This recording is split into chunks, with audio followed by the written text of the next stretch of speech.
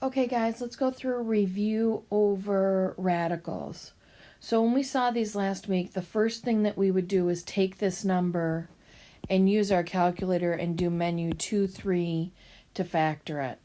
So if I factored it in my calculator, I would get 2 to the third and 3 to the second. So my job is to expand that. So if it's 2 to the third, there are 3 2's. And then there are 2 3's. Now my job is to look for pairs of identical ones. So here's a pair and here's a pair. So every time there's a pair, I write the number out in front once. So there's a pair of 2's here. So that means there's going to be a 2 in the front. There's a pair of 3's here. So I'm going to put a 3 in the front.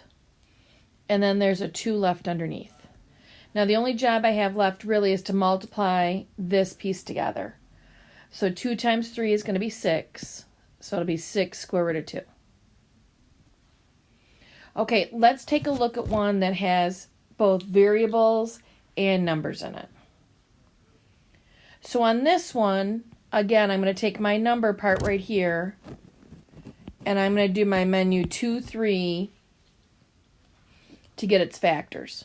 So if I factor that, I'm going to get 2 times 3 times 5 to the second.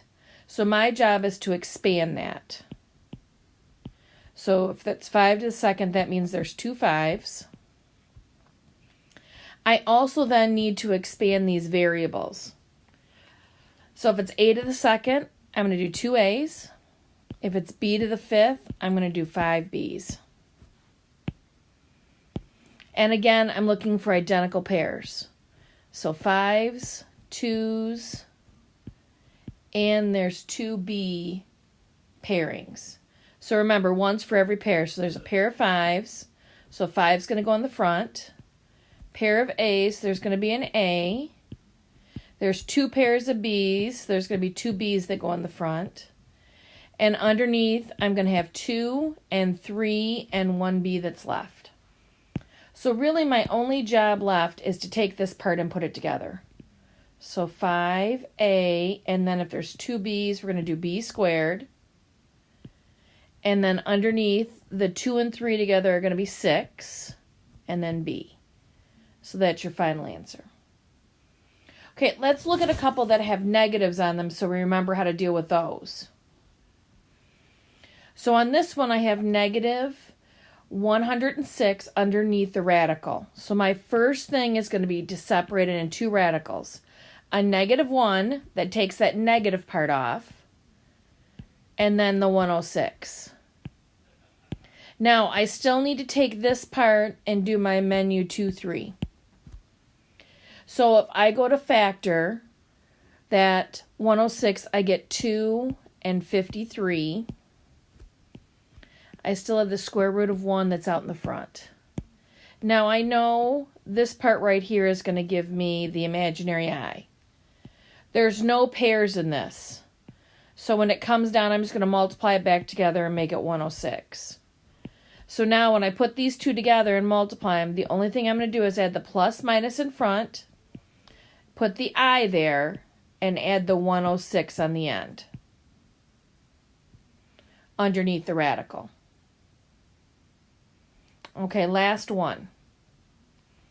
Again, we have a negative exponent, or a negative, number underneath the radical. So I'm going to separate it first, taking that negative off, and putting everything else underneath the radical. Then I need to go through and take this number and do my menu 2, 3.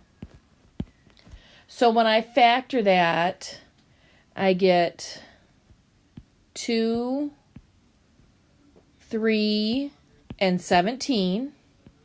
I'm going to keep going. So I have k squared, so 2k's, and 3 w's. And then this negative 1. So this part's going to give me an I. No numbers are pairs, but I do have a pair of k's and w's. So 1 k is going to go in front, 1 w, and the rest of that stuff is going to stay underneath. Okay, now when I go to put stuff together, all this stuff is on the outside. So we're going to do the plus minus. Going to put the I and KW down. And then this part right here goes back to 102 and then W. And that's your final answer.